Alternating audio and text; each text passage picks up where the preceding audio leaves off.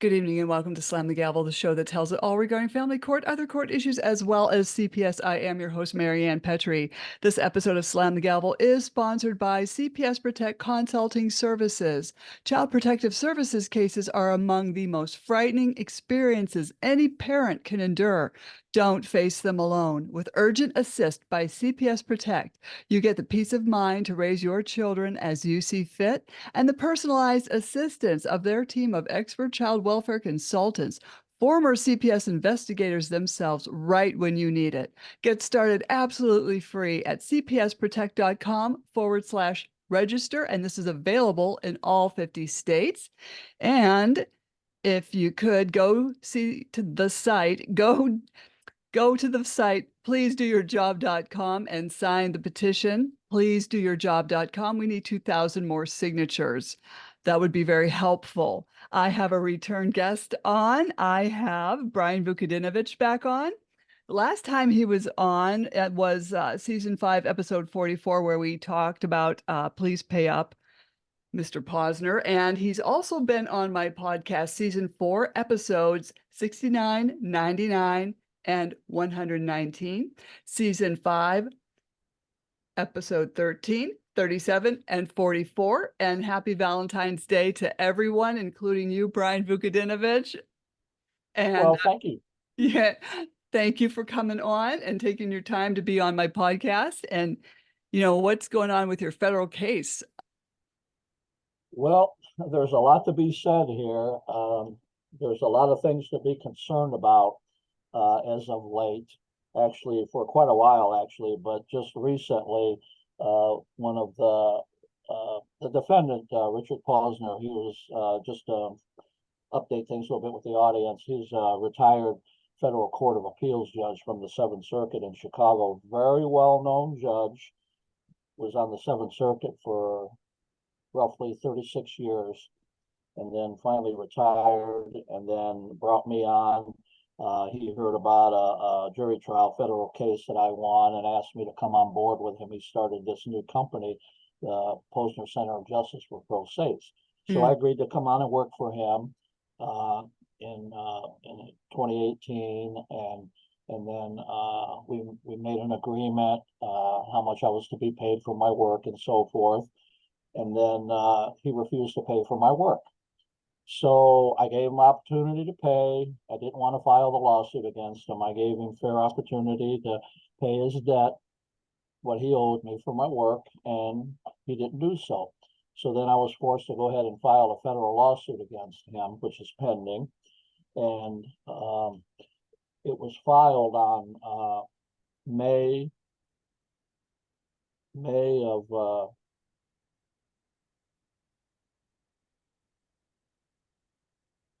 May 5th, 2022. So we're roughly 2 years in now on the lawsuit. And for the most part, many times cases are already decided within a 2-year time period. And trials have already taken place. That's a long time. Right. And or they're already decided before you walk in the door. Yeah, well, this one appears to be headed in that direction. I'm very concerned about things, which I'm going to talk about here in a second. So then there was all the regular nonsense that lawyers do. They file their motions to dismiss and all of that kind of stuff, which they did. They did that in August of 2022. And then, and usually a motion to dismiss doesn't take generally a whole lot of time to get decided. And in this particular case, it did. It took, there was 8 months went by, there was no ruling. And then I filed some papers with the court about the situation why it was taking so long. And then the judge in the case, her name is Teresa Springman, I filed a memorandum because of the inordinate time period on April 19, 2023, inquiring as to what was taking so long for the ruling, because it'd been over 8 months it went by. And then then on May 10th, roughly 3 weeks after I filed the memorandum, she referred it to the magistrate for his recommendation, and which was kind of concerning because she could have actually have done that 8 months ago if that's what she intended to do, but she waited until I filed that document. So it sat there for over 8 months. And, And then, it makes me wonder, can't she think for herself? well, it's kind of disturbing. These judges, who knows what they're doing? I mean, it's taking so long for these cases to get resolved, and I mean, it's kind of hard to figure out exactly. I mean, you walk into the courthouses, they're very quiet. I mean, you don't even know if the judges are even at work, to be honest about it. There's no way to monitor that. But all I know is, 8 months goes by, there's no ruling. And then when I question it, oh, well, then all of a sudden she refers it now to another judge, which of course is going to take more time. So then this magistrate, Joshua Kolar, she referred it to him, and then he finally made a recommendation on June 21st. And he basically determined that my claim should proceed against the judge. And then Judge Springman, on September 25th, affirmed his ruling. So now we should have been at that point set for discovery. I waited all this time. That was now we're at like roughly 13 months later now, after the motion to dismiss, and that's way too long. So, okay, I waited it out. I finally win the ruling, and now when it's time for discovery, then this magistrate judge, Kolar, he sets a hearing for December 14th, 2023. We were going to go in and we were going to discuss discovery and so forth. So then what happens is these lawyers do what they do best. They start playing their games right away, and then they filed a motion for bifurcated discovery. In other words, to have it done in phases. So what they proposed and what Kolar agreed to, and by the way, I should add, in direct conflict with previous precedents from this division on bifurcated discovery, Judge DiGilio in this district had previously determined in 2 or 3 cases already earlier that there should be no bifurcated discovery, that it should be even-handed on both sides.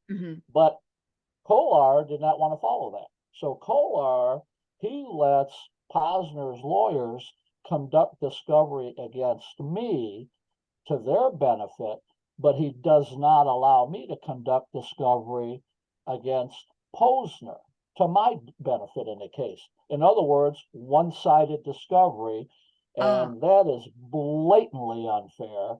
Oh, yes. I've never even heard of someone pulling that. It's ridiculous. They've been claiming all along. In fact, I received a letter from Richard Posner's previous lawyer from Chicago. It was dated February 28, 2022. And I'm going to read the relevant part of the letter here so the audience will have an understanding what's going on. Here's what he said to me. He said, "What you clearly do not know is that soon after your conversations with Judge Posner in early 2018, he received a confirmed diagnosis of Alzheimer's disease." And then he went on to say, "As to the substance of your claim, we believe that medical evidence will show that the judge did not have the legal capacity to enter into contracts in 2018. So in other words, I did all the work, and then when it comes time to pay, oh, well, he had this illness, he didn't have the legal capacity to enter into a contract with you, and the medical evidence is going to show it. Okay, fine. We should be in discovery now, and they should be providing that medical evidence. But guess what? They have not provided any evidence whatsoever. In fact, during that entire time period, Richard Posner was actually running the center. I was the executive director. It was his corporation. He was running it. He was still teaching law at the University of Chicago Law School. He was still doing interviews. He was writing books. And he even took a job as an advisor a year later in 2019 with some company in California as an advisor of some sort. So then, it's really funny that, oh, well, your contract with him, it was not a legal contract because he was incapacitated, but yet he could do all these other things. So, I want to get this into a trial so I can point all these things out. So now they don't want to let me have that. They don't want to let me have that medical evidence that they say, which I'm actually entitled to. Their defenses, those are their defenses. Here's what they said in their defenses. My plaintiff's claims are barred because any alleged contract, if formed, was unconscionable at the time it was made. This is lawyer nonsense here talking. Plaintiff's claims are barred, among other reasons. Now get this one. Listen, this one's really laughable. Plaintiff knowingly induced defendant to enter the alleged contracts. Plaintiff knew that defendant lacked the mental capacity to do so. Can you believe that? Their lawyer had already stated in writing that what I clearly did not know was that he had a confirmed diagnosis. His own lawyer said that, his previous lawyer, and then now in the lawsuit, they say that I knowingly induced Richard Posner to enter the alleged contract because I knew that he lacked the mental capacity to do so. What a bunch of nonsense! And then they also said that I failed to perform the acts promised under the alleged contract, and that I failed to perform the acts that I promised to perform. What a joke! A jury will undoubtedly, when it sees that and hears that evidence, will undoubtedly issue a verdict in my favor. This is just absolutely ridiculous. Right. And that's what they know, that they know the jury's going to issue a positive verdict in your favor, and they don't want this to happen. So they're going to drag their feet. They all do. And my concern is it shouldn't matter that this is a well-known federal court of appeals judge. That should not matter. But I can see that it does matter here. They're holding, this magistrate Kolar. Okay, I'm not going to let you have discovery. Even though you've already waited all this time, you waited for the motion to dismiss. Even we're going to let them have another bite at that apple and keep discovery away from you. What are they trying to hide? It's very, very obvious. And let me add also, on top of all of that, there's questions. Now they have stated in the litigation, the Posner Center was actually, you should have been being paid from the Posner Center, but it didn't raise enough money. You know what? Then the question now is, if that's the legal position they want to take, which is incorrect actually, because he promised to pay me out of his own funds, and they know that. But since they're taking that position, then let's see the financial records. Posner told me, I have it documented, that he thought that he would be able to raise well more than $1 million in donations for the center. So then I have that documented, over $1 million.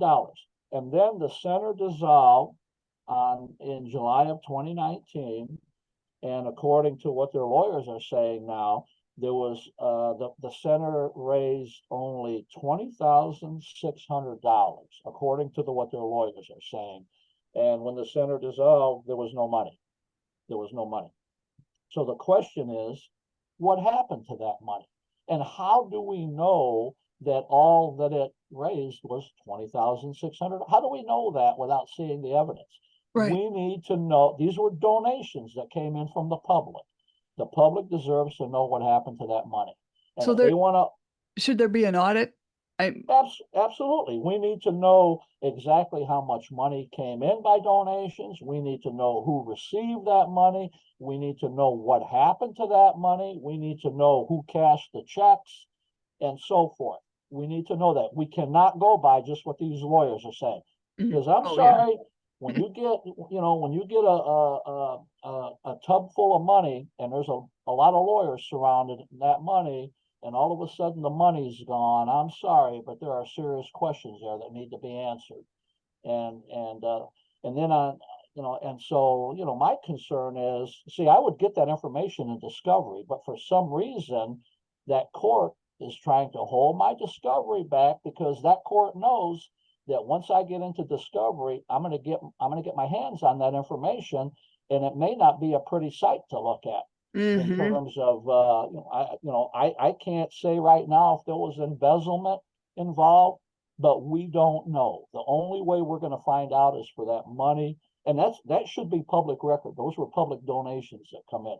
So the Right. question is, why is the court so concerned about me not conducting discovery? Only he gets to conduct discovery, but I don't. And another problem is this: they stated on Internal Revenue Service documents that no employees were paid. No employees were paid a salary, which was a blatant lie, and their lawyers know it, because there was an employee that was paid for being a research director, and then Posner had a falling out with her. Her name was Joyce Hutchins. He had a falling out with her, and then she threatened to sue him for unpaid back wages. And then they coughed up the money that that was owed to her, and it was 8,000 and some change. And then they finally wrote a check to her. And they had been arguing all along in the KO. The Posner Center never paid any employees. They told the IRS. They lied to the IRS. They blatantly lied. And then this lawyer, one of their main lawyers, they have lawyers in New York, Chicago, and Indiana. I'm representing myself. So it's taken all these lawyers for them. So this lawyer they have, he's basically their lead lawyer. His name is Justin Ellis. So just recently he filed, now they're trying now to argue statute of limitations. Now remember, first the letter was, oh, well, the contract's not valid because he lacked legal capacity. That was the first game that they played. Now in the litigation, oh, well, there's a statute of limitations issue here. Vukadinovich can't proceed in this lawsuit because of statute of limitations and so forth, which is an absolute joke, and they know it. So then to support the statute of limitations position that they're taking, and to support their request to the judge that there be bifurcated discovery, as I talk about, I don't get it, only they do. This lawyer, Justin Ellis, he filed on November 16, 23, he filed an affidavit, a declaration of Justin M. Ellis in support of defendant's memorandum in support of phased discovery. And he said that, quote, a search of the Gmail account shows that plaintiff's last sent an email to plaintiff on May 21, 2019.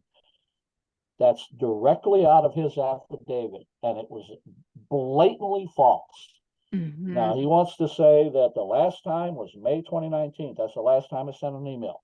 So what happened was we had a hearing on December 14th, 2023, and I produced in open court, I produced an email that I sent to Richard Posner on November 11th, 2020, which is a long time after May 21, 2019, and within the statute of limitations. And in my email, I was asking Richard Posner it was time to pay. He needed to pay for the money that he owes me for my work I did to him.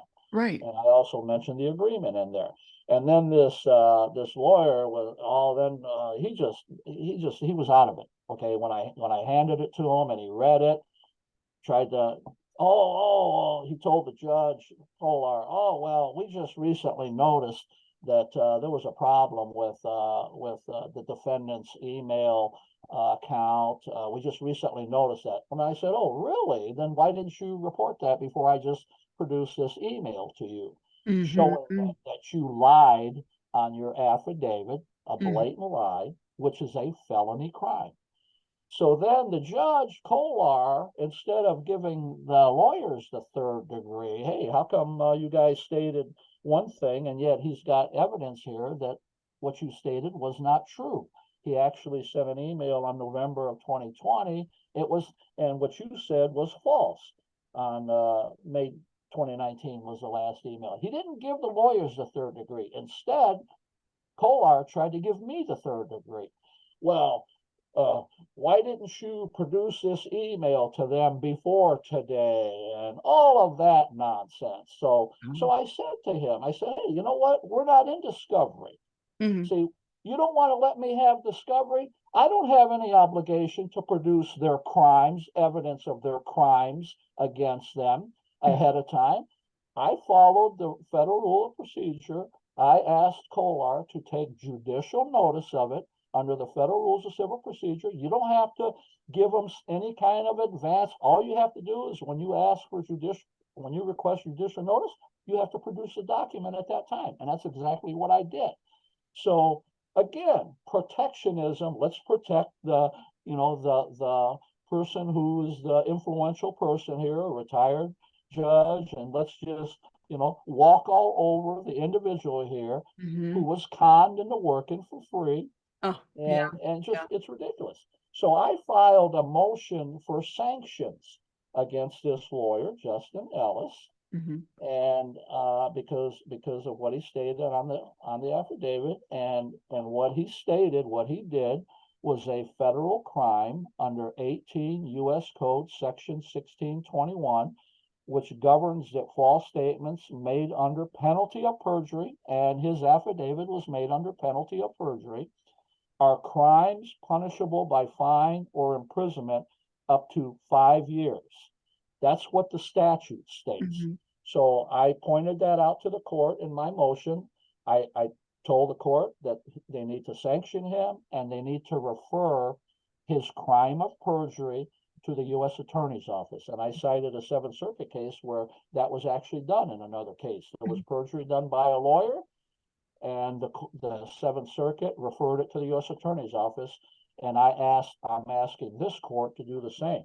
Now, since I've done that, this lawyer, this Ellis, he's just gone bonkers now, and now is threatening me. He has sent me 2 letters threatening me now that if I don't withdraw that motion for sanctions, and if I don't drop the federal lawsuit against Posner, that he is now going to ask the court to sanction me for financial sanctions and for an order to disallow me from ever filing a case again, and all of those things. That sounds like blackmail, Brian. It's absolutely blackmail. You just hit it right on the head. You hit it right on the head. It's absolute blackmail. And under the rules, the model rules of professional conduct of the American Bar Association, Preamble 3 states, quote, a lawyer who commits fraud in the conduct of a business is subject to discipline for engaging in conduct involving dishonesty, fraud, deceit, or misrepresentation. Clearly signing an affidavit and filing in federal court, falsely stating that, there was never an email sent by the plaintiff after that certain date on July 19th, when I showed proof of it at that open hearing. Clearly that was deception, fraud, misrepresentation, dishonesty. And Preamble 5 states a lawyer should use the law's procedure only for legitimate purposes and not to harass or intimidate others. So, I mean, come on. He's clearly trying to intimidate me, clearly threatening me if I don't withdraw. He committed a crime. The federal statute covers it. The evidence is there. It's submitted now in court. It's in the court file. And now I have to be subjected to lawyer intimidation that if I don't withdraw that motion, that he's going to seek sanctions against me in different forms. So we'll have to see what this judge does here. Well, this is I'm concerned. Right. This is deep legal abuse. 100%. It's a crime punishable actually by prison, according to the statute. So, I mean, we cannot let this go. We cannot let lawyers simply walk into a federal court or a state court or any court for that matter. And, we all know what they do. We know lawyers lie. We know that, unfortunately, it's been going on. But you know what? When you catch them red-handed Mhm. in writing, which is the case here, okay, the court cannot look the other way. So I'm gonna, we're gonna see here. Judge Springman has got this in front of her, and we're gonna see what she does here. She cannot let this slide. She cannot let this lawyer bring in a false affidavit, and it was relevant. It was obviously important to him to state that date on there because it was something that he thought was going to help him with his legal arguments, but it was a false argument and it was a false statement. And he's caught red-handed. He knows it. The court knows it. Now something needs to be done about it. Now this Kolar now, Joshua Kolar, now in the meantime, he's been nominated to be a judge on the Seventh Circuit in Chicago. So in September, they had a confirmation hearing where he appeared in front of the Senate Judiciary Committee with Lindsey Graham and Dick Durbin and all those people. And he testified how he always here's what he said, quote, "My job is to follow binding precedent." and And quote, "I try to make sure that I'm rigorously analyzing anything that comes before me and taking into account all relevant facts." That's what he testified to the Senate Judicial Committee, that he follows binding precedent. That was hogwash because he refused to follow the precedent from this division that I cited, where the judge explicitly stated there should be no bifurcation of discovery. Discovery is a two-way street, not a one-way street. Mm-hmm. And that's one of the problems that we're having in this country. They get these lawyers get nominated, they come into the committee and testify to one thing. Oh, here's how I do things. They lie.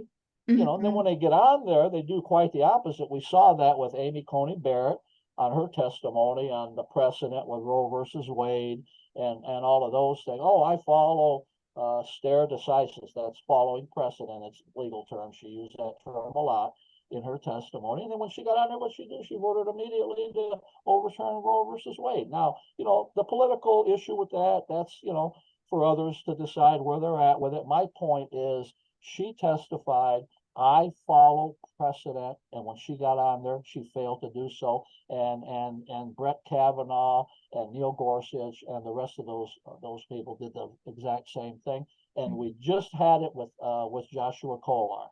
He testified he follows precedent. My case clearly shows that he does not, and now he has been rewarded with an appointment to the Seventh Circuit. So now he's on the Seventh Circuit. So it's just what's happening in our country is just it's ridiculous. It's ridiculous. I just I get so many messages, and I know you do too, from pro se's from around the country that are getting a shaft job by judges, and there's just nowhere to turn. This is a really this actually should be an easy case. It was a breach of contract. I did the work.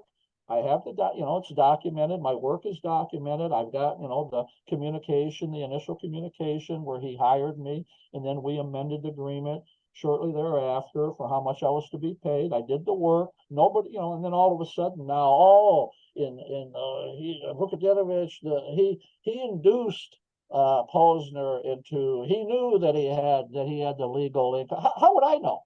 His own lawyer even said in the letter that what I clearly did not know. His own lawyer said that. And now, these judges in this case now, oh, well, you know what? Let's let the lawyers say whatever they want to say in order that the person of influence can somehow win and the regular person will lose. That's what's going on. That's, so I'm sorry. I call a spade a spade. That's what's happening here. Well, people just use people nowadays. And if he promised to pay you this money, you should be paid. It shouldn't be a big deal. Why are they wasting taxpayer dollars on dragging this case out forever? Why doesn't he just pay you? I mean, does he look you in the eye when you come in the courtroom? Well, he doesn't come in there. He never has showed up for any court proceedings. Interesting. So Now they're claiming that, he's ill and all those things. Now that's what they're saying.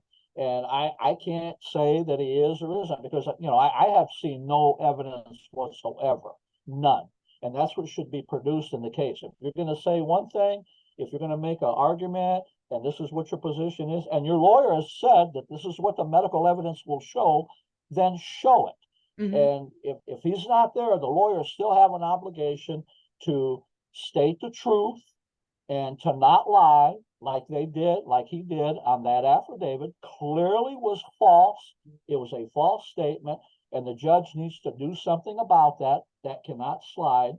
And many people are saying, why don't they just pay? Now, by the way, his wife, Charlene Posner, she sent me an email. She sent me an email, and she offered me $10,000 for my trouble. Okay, this was before, and then she said she apologized. She said that she apologized for me being, her words now, quote, so misled. His own wife admitted that she said, her words, so misled.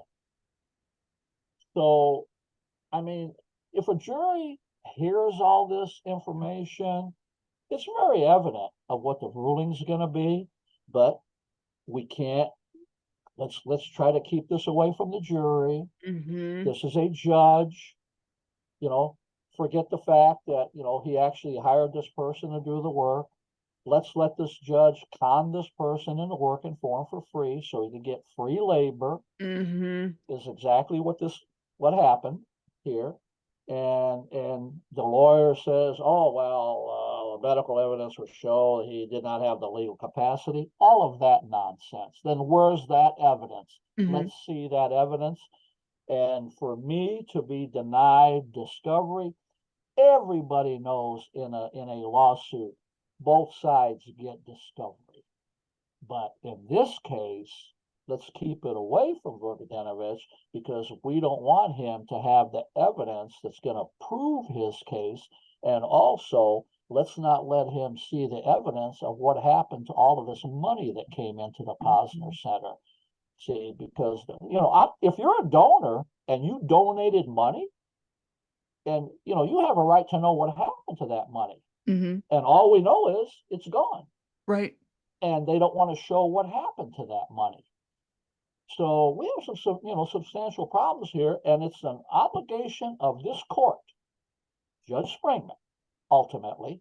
Kolar tried to protect them. Mhm. Okay, I'm going to let you have one phase discovery. Only you get to do discovery on Vukadinovich, but he doesn't get to do it on you. So he protected them, and then he hightailed it off to the Seventh Circuit now. So he's out of the case now. He's on the so now there's a new magistrate that all of this is in front of, and I have all of this filed in front of Judge Springman now, and she has the authority now to say, okay, now we're gonna do what's right here. We're gonna overrule Kolar's rulings, which should have never happened. You will now get to conduct discovery. We will now get the information. We will now get the truth out. Mhm. Cases are supposed to be about the truth, not hiding the truth. And that's exactly what's happening in this case, to the point that even this lawyer, Justin Ellis, filed a false statement on an affidavit to support the legal position, which is an infected legal position, and it's a crime, Mhm. Mhm. and something needs to be done about it. And I'm not going to stand for any intimidation tactics by Justin Ellis or any other lawyers or anybody for that matter. It's not going to happen. I'm sorry you're No. going through this. This is just absolutely just a waste of taxpayer dollars. This case should have probably already been in trial. Yeah. Their Yeah. their lawyer said we need to, quote, put the case to an early death. They want the case to be put to an early death. This is their own words. Because if it's put to an early death, then all of the information about the money that is gone, that was donated in, then that information never comes out now. If there was embezzlement of funds, nobody's ever going to find that out now if this case is put to an early death. And also, the false information that was given to the IRS regarding what they stated about no employees, they lied to the IRS. If the case is put to an early death, they don't have to worry about that any longer. If the case is put to an early death, forget the contract that was entered into that should be honored. See, by putting, as they said, needs to be put to an early death. And Judge Springman needs to keep this case alive and well, allow me to conduct discovery, and to set a trial date and let a jury see and hear the evidence in this case. Not this nonsense that's currently going on, protecting former judge, and then the magistrate who was protecting him hightails it off to the Seventh Circuit. Now he's over there, and now here we go now with the new one now. Delay, delay, delay. That's what's going on here. But I want to reiterate, the threats and the intimidation tactics against me by this lawyer, Justin Ellis, will not work. And I do expect the court to do something about the perjury that was committed in the case. It was a felony crime. Well, I think I told you on one podcast when I was running my federal case about dropping off exhibits to the opposing attorney who was representing CPS and their corporation, you know, the alphabet soup deal. Yeah, I remember. Yeah, and how I had dropped off these exhibits, and he hauled me into a boardroom and he leaned over the table and said, "Okay, I know you've been to court, but this is pretty much how it's going to go. I know both those judges in the federal courthouse, and I'm going to get this case dismissed. And it's pretty much how it's going to go." And I said, "Okay, well, here's your exhibits and have a nice day." So I went and put that into an affidavit, submitted it to all parties. Everyone needs to know what people are saying to each other. People said, "Well, why didn't you record him?" Well, what am I going to do? Say, "Hey, I'm going to record you." Then he's going to shut up, right? Yeah, well, yeah, I remember when we talked about this before, and this is exactly what goes on. It's routine. Lawyers, especially if you are pro se, then they just jump on that and they try to intimidate you. I know they can't do that with you. I know you well enough that I know you don't tolerate that. I know that for sure. But this is they're trained to do that. I know this may not sound good, but my term is they're like trained monkeys. Okay, this is how they're trained to do things. And as soon as they see pro se, then they start throwing themselves on you. Well, I know the judge, and this is how things work.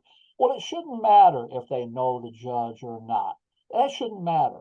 And it shouldn't work that way. It's supposed to be fair, and we all know that it's not. We all know that we have to fight the struggles that we have to obtain justice.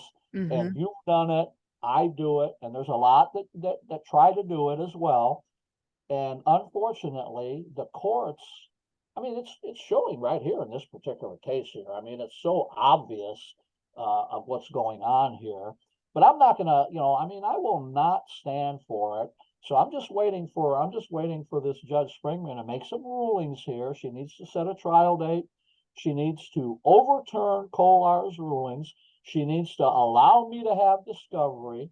And just like what was told to you about, oh, well, I know the judge and this is how things work. That shouldn't, I'm not going to tolerate that happening here. I won't do it. And hopefully she's gonna do the right thing here. We'll see. We'll see. I'm concerned. It took, everything that's, clearly they're protecting Posner. There's no question about that. Oh, so he must be paying them. Oh, he'll pay his attorneys, but he won't pay you. Yeah, well, a lot of people have been commenting on that part of it. Well, why don't they just pay what they owe you? And I mean, I don't know what the deal is there as far as, are these lawyers doing this pro bono for him. He's a retired judge, and let's do him a favor. Let's kiss some hind end here, whatever. I don't know. We don't know. Then there's no way to know, and it shouldn't matter anyway. But most people are of the thought process that, because lawyers basically, they want money. They're not going to do stuff for free, basically. Mhm. So it's like, well, why wouldn't you just pay the debt and be done with it and do the right thing, and we Right. move on? Right. So, if they rather give it to the lawyers, and these lawyers want to, file perjured statements and so forth, well, then you know what? I'll be ready for him. And then, I mean, this guy's up in arms now. He's become very irrational, sending me letters, sending me emails threatening me, sending me FedEx letters by FedEx threatening Well, me. that's And expensive. all of it is, of course. So, but it's not going to work. Now, by the way, we need to mention also, if we have enough time here, Mhm. that they have been tracking my interviews with you on here, and their lawyers actually filed court documents not too long ago in the case. They took they filed 212 screenshots of you and I doing these interviews, and that's filed in the case. And they complained. They stated in court documents. They actually stated in court documents. Well, Vukadinovich has written at least one book. He's been doing interviews. They put a link to an interview that you and I did, and they put the timeline in there about a comment that I made about how the I was going to expose the judicial corruption at the trial and so forth. So they put that link in there with the timeline so people could see it. And then they said that I'm doing blogs and doing public appearances, and well, you know what? Why are they so bothered about that I'm out there talking about judicial corruption? Don't, this lawyer, this Ellis, and all the rest of the lawyers, it would seem that in law school, they would have learned in a first year law school class that we have something in this country. It's called a First Amendment. Amendment. Yep. It seemed like they would have learned that. Eh, And they, Go ahead. go ahead. No, you go No, ahead. I mean, the audacity, that's clearly was to curry favor with the court. Hey, judge, listen, he's out there talking about judicial corruption. So you need, Everyone is, well, not just you. of course, but it's bothering them to the point that they had to they actually file that in the case. Oh, so they took Posner's money to take 221 screenshots of our podcast? 212. Oh, 212, sorry. 212. So They actually, yeah, they actually file that in the case. And also, by the way, we had to file this report. We had to give like preliminary notices about who the witnesses were going to be and what the evidence is going to be and so forth. And guess what? They listed you as a witness in the case. They actually listed you as a witness in the case. They said that they used the word unconscionable regarding the interviews, and so forth, things that we've talked about. Just ridiculous. So are they saying all my interviews are unconscionable? Well, in particular, the ones that well, we'll have to see what they do at the trial if they put you on the stand and how far they want to go with it. But they have clearly already stated in the court documents, you have been interviewing me. They put the link to one particular interview in there, even with the timeline. Look at this. Look at what Vukadinovich said during the interview, and then they listed you as a witness, and they filed 212 screenshots. Who takes 212 screenshots of a public interview and files it in court? What purpose would that serve other than trying to slant a court against you? Mhm. Look, judge, they're talking bad about the judiciary. They're talking negative about the judiciary. I mean, they have some serious problems here, and the only way that they can get out of this is for the judge to continue to do what Mhm. Kolar was trying to do by keeping the information, the discovery away from me, and then somewhere down the road, figure out a way that they can get creative and just dismiss the case. And that way, nobody finds anything out in terms of evidence. They get to walk away with the crimes that were committed, the breach of contract, the perjury that the lawyer committed. They get to get away with all that stuff. If the judge will continue to do what Kolar was on a path to do. That's what's happening here. So we're going to have to see what this Judge Springman does here in the case. Now, clearly, they're probably going, they're monitoring my free speech here by my appearances and interviews and writings and so forth. So, wouldn't be surprised at all. They're going to probably at some point put this in the case as well. Mm-hmm. But if that's what they want to do, that's up to them. But we have a right to do this, and we'll do it. Well, like I had told you in one of my other interviews, and you may have heard in one of my other interviews, but my federal court magistrate just did not read my exhibits. I submitted I submitted about 900 to 1,000 exhibits, which is evidence, and he just wanted to dismiss the case. And then we had a telephonic phone conference where he verbally said he did not read or look at the evidence. So I had to file a motion the next day to get him to read the exhibits. So he probably did that the next day with, 2 minutes, right? Yeah, well, I mean, exactly. Well, when you say that, I'm thinking right away, in your case, let's see if we can just somehow disregard the evidence, mm-hmm. which clearly they're not supposed to be doing. But that's exactly what their procedures is, how they like to do things. Mm-hmm. And I got to tell you, on December 14th, 20th, we had that hearing when I brought that my email into play in the case after they had lied about the 2019 statement they made. And then the judge, Kolar, he said, well, you know what, we're 30 minutes in here, and I got another matter I got to attend to, so we're not gonna have much time here. And I'm thinking, well, no, wait a minute, I got to have an opportunity to speak here about some things here. So I wanted to get that email into evidence there. And then so I produced it, and then I asked him to take judicial notice of it, and he wouldn't. And then he adjourned the hearing. And then the strangest thing happened. I got in the elevator. I was almost to the door to leave the federal courthouse, and then a marshal approached me and told me that the judge wanted us back into the courtroom. So then we went back in there, and then he said, oh, I had an opportunity to read the email in chambers, and it appears that this email supports, the plaintiff's position on the statute of limitations. And then this Ellis, no, all of this and all of that, and we had a problem with the judge's email account, and all of that nonsense. Mm-hmm. And then so he admitted it in there, and then now this lawyer, this Ellis, he's demanding an electronic. He wants. I don't know if this is authentic or not. Now he's questioning. Now, do they actually think that I'm stupid enough to forge an email, to just create a false email and file it in court? I mean, if they're that stupid, then I don't know what to say. So he's trying to question the authenticity of it now. And he said, I want you to give me you know what? We're not in discovery. Okay. Mm-hmm. I gave you the paper copy of it. Okay. That's all I have to do. We're not in discovery.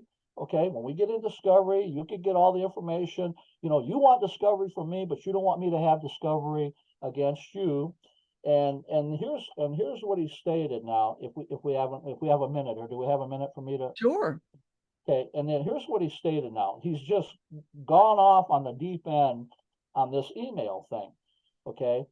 He said in his court pleadings that I sat on it, the email, quote, giving defendant and the court no notice and no chance to prepare for the upcoming hearing, that I didn't give the court and the defendant a chance to prepare. That hearing was for discovery.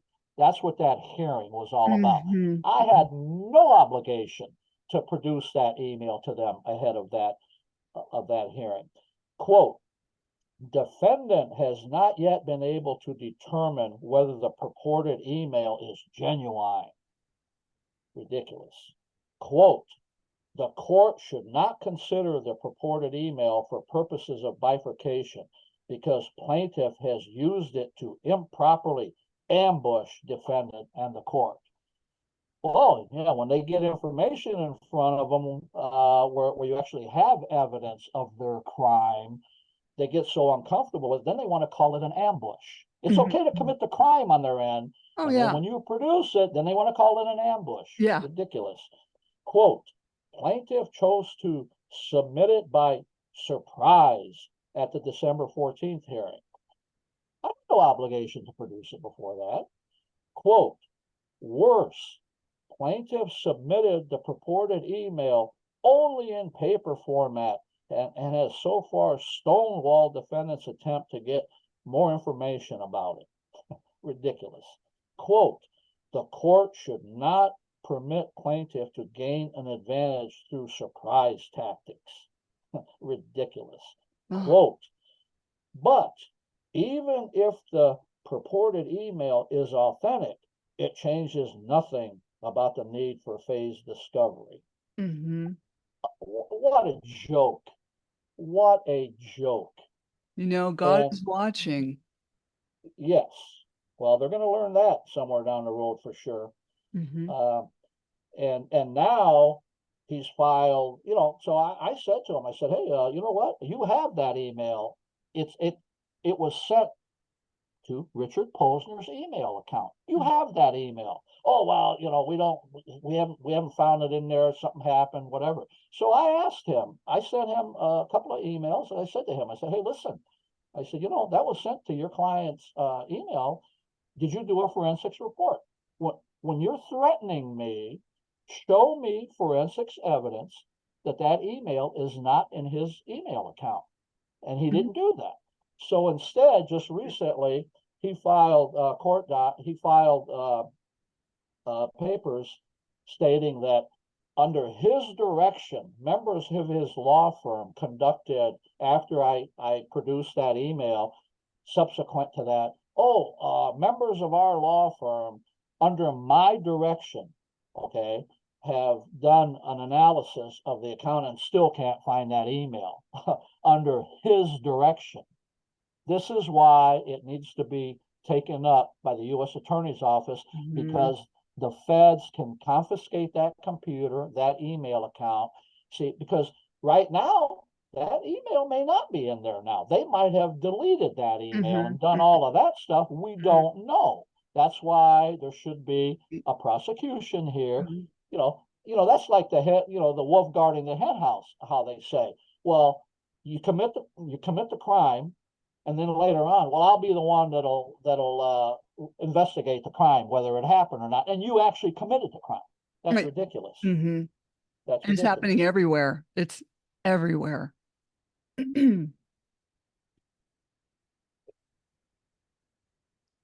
Okay, now there was one more point I was going to make. Remember the letter that was sent to me by Posner's previous lawyer when he said that Posner didn't have the legal capacity and so forth. And, what the medical evidence was going to show. Yeah, and he said, "Very sorry this happened," or something like that. Yeah, his wife said that then. Well, I thought he did too. Well, he said that he didn't have the legal capacity to enter into the contract, and that the medical evidence will show that he did not have the legal capacity, is what he said. And what he said that I clearly didn't know, that after my conversations with Posner, that he received a confirmed diagnosis, which I still don't know that he received, because I've never seen any actual evidence of that. His wife then emailed me and said she was so sorry, for being misled. Those were her words. Sending a boy to do a man's job. Yeah, exactly. And now, his just recently, his lawyers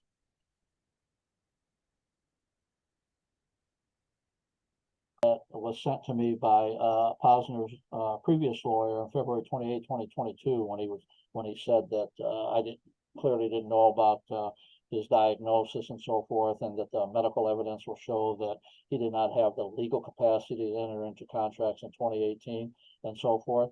So then when I cited that into evidence in the case, now that letter is evidence in the case now. So I'm pointing out to the court, this is what his own lawyer has stated in the case. Then his current lawyers, headed by this Justin Ellis, here's what they filed recently in an objection to the phased discovery that they're pushing. Okay, this is what they filed in a response, in opposition to phased discovery, which means they get discovery and I don't. It's in phases. Okay, quote: plaintiff's reliance on a 2022 quote from defendant's family lawyer who did not know the party's history is misleading. So his lawyer sends me the letter, makes specific statements in the letter. I quote his own lawyer's specific statements verbatim. And then his current lawyers now state that what his lawyer previously stated, quote, he did not know the party's history. Well, then he shouldn't have been making statements. He made the specific statement that Posner did not have the legal capacity to enter into contract. So that's a big deal in this case. So they want to say, well, the contract's null and void. It's unenforceable because he had some kind of illness and he couldn't have made the contract under the law. That's what his lawyer said. And then when I show that evidence in the case, the current lawyers now are rebutting basically what his own lawyers. Okay, the family lawyer, my reliance on a quote from the defendant's family lawyer who did not know the party's history is misleading. What's misleading? I quoted the family lawyer verbatim. What is their problem now? Are they worried about having a jury trial? Are they worried that I'm going to put that lawyer on the stand, Robert Kaufman? And the answer is yes, I will put him on the stand and I will make him read that letter to the jury. And then their current lawyers, they can tell the jury all they want about how that lawyer didn't know the history or whatever and all of that stuff. And are they going to say to a jury that when I bring up to the jury what that lawyer stated and I bring that letter into evidence, are they going to, is his current lawyers going to say to the jury that that was misleading? It's ridiculous. And this is a lawyer who committed perjury already in the case. And now, oh, well, you know what? I don't care what that lawyer, what Posner's previous lawyer said. He didn't know the history. Well, then he shouldn't have been making statements about it. It is now evidence. It is now evidence. So, too bad for you now. Yeah. That's what trials are for. That's what trials are for. And Judge Springman needs to put this on the trial calendar. We need a jury trial here. We need to put all this evidence in. We need to find out exactly what happened here, not all this lawyer mumble jumble garbage that's going on. Let's get the evidence out there. What are they afraid of? Are they afraid that I'm going to actually put the evidence on and I'm going to show how he conned me into working for him? And then when they say that he didn't have the legal he didn't have the legal capacity to enter into a contract, but he had the legal capacity to do all these other things, writing books, teaching at the law school. You can't have it both ways. Cannot. And this Kolar did everything he could to protect them with the discovery thing. We got to keep that discovery away from Vukadinovich here. We don't want him getting the actual evidence that we know is there and exists. We can't have that happen here because we can't have the people know how corruptly things are done, in court cases. That's exactly what's happening here. And that's what we have to safeguard on here. So, Judge Springman needs to do her job. She's a judge. She took an oath that she was going to follow the law and the Constitution and the rules and so forth. That needs to happen. This division has several cases against bifurcated discovery, the question is, then how could Kolar disregard the precedent and then rule, okay, I'm going to not allow you to take any discovery against the defendant, but he gets to get discovery against you? How does that work in a fair system? I And don't then know. and then after testifying to the Senate Judiciary, oh, I follow all precedent. I'm going to tell you, this this this is going to open up some eyes. And Mm-hmm. their lawyer, if he hasn't, I mean, I'm surprised he hasn't figured it out yet, that intimidation is not going to work with me. We're going to get to the bottom of things here, one way or the other. One way or the other. Oh, They can yeah. try all the games that they want. He's hoping that the judge is going to somehow find a way to dismiss the case. Now they've already lost one dismissal ruling, but then they're getting more creative. I can see that in their Oh, pleadings yeah. now. They're going to get more creative, and the question is she going to bite on it or not? Is she going to play the game with not? And Huh. that's what they're expecting for I sure. hope she does the right thing. She's on they call it senior status. These Uh, judges, they get to retire and still do cases, and all of that stuff. And I don't know, that stuff. um so let me just not do anything for a long time, and when I feel like it, I'll get to it. I mean, those judges need to be God. in their offices and their chambers working on the cases.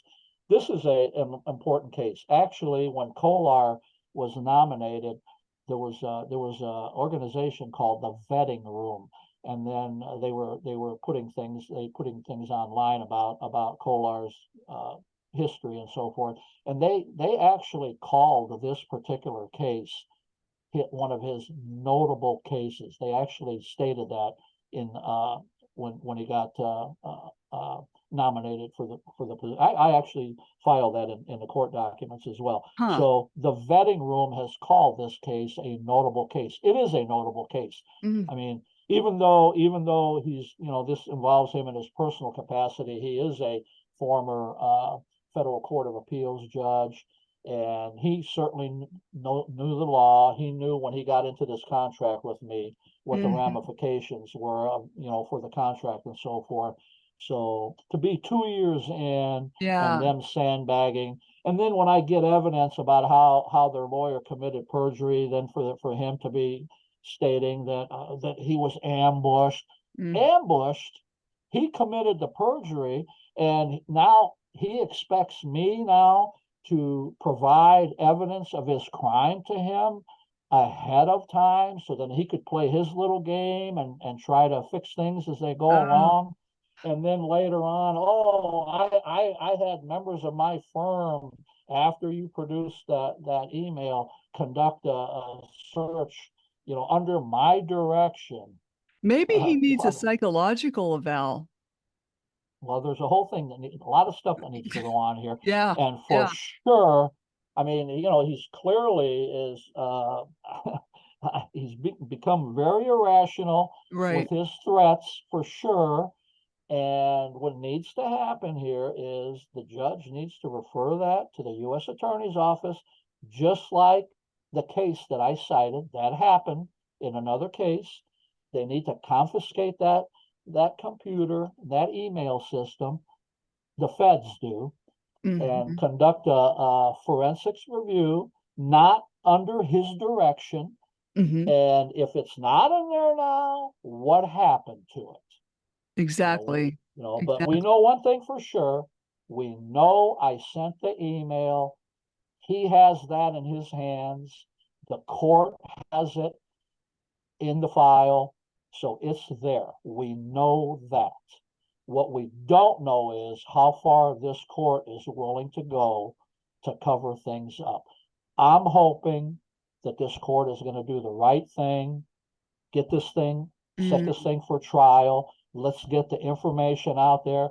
If they think they're on solid ground and they're up and up, they shouldn't be worried about anything then. Hmm. But it's very clearly they're worried, and they well should be, Oh, because they're going to be in definitely. big trouble when we get this into a trial. I guarantee it. I Most guarantee it. definitely. Oh, I agree with you. And I'd like to have you back on again for updates? Absolutely. Uh, Absolutely.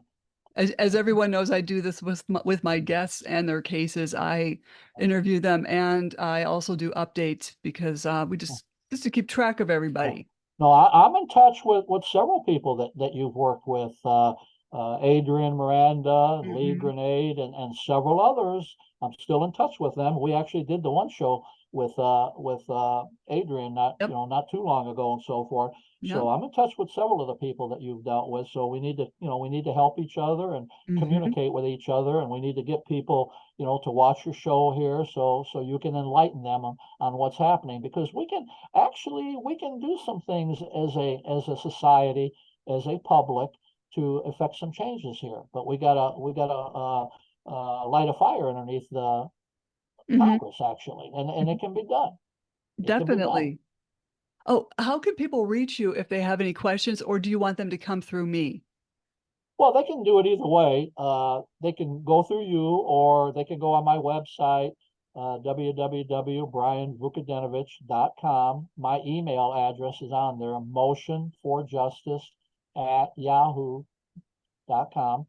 So that's right on my website. And if they go Okay. on my website, they'll see interviews that I've done, and writings that I've done, some op-eds that I've done, and letters to the editor where I'm talking about, corrupt things that have been, going on around the country in the courts and so forth. And they could Hmm. actually use some of those writings. They could actually use them as a template, so they can do. I encourage people to do that as well. It Hmm. doesn't just have to be me and you out there All doing right. these things. When people see something that shouldn't be taking place by public officials, they need to write. Boy, I tell you, that's what these public officials fear the most. They do not want to Hmm. open up a newspaper and see an opinion piece or a letter to the editor where their corruption has been exposed. That's how we change these things. Hmm.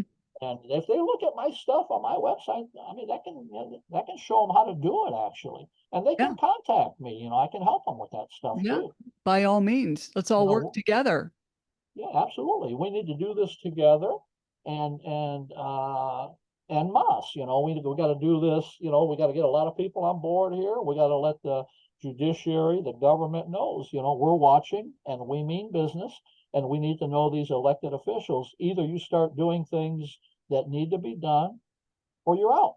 Hmm. We're going to vote you out. Hmm. Okay. We expect things from you. People sit back and take too much from these Oh, I elected know. officials. It's so sad. But hey, don't jump off, okay? Slam the Gavel's a podcast, help the public understand what really goes on in these family courtrooms. I am your host, Marianne Petrie, author of Dismantling Family Court Corruption, Why Taking the Kids Was Not Enough, and Cry Out for Justice, Poems of Truth, and Raised by These Wolves, How Family and Federal Courts Are Failing Our Children. You can find me on Spotify, YouTube, Apple iTunes, Anchor FM, iHeartRadio, and other platforms I don't know about. And feel free to buy me a coffee to help keep this podcast going. Thank you so much, Brian Vukadinovich. You'll be back. Thanks, Marianne. Thanks for the invite back, and I'm happy to come back on anytime you like. You have a great show. You're one of the best out there for sure. Thank you, and happy Valentine's Day to everybody. Absolutely.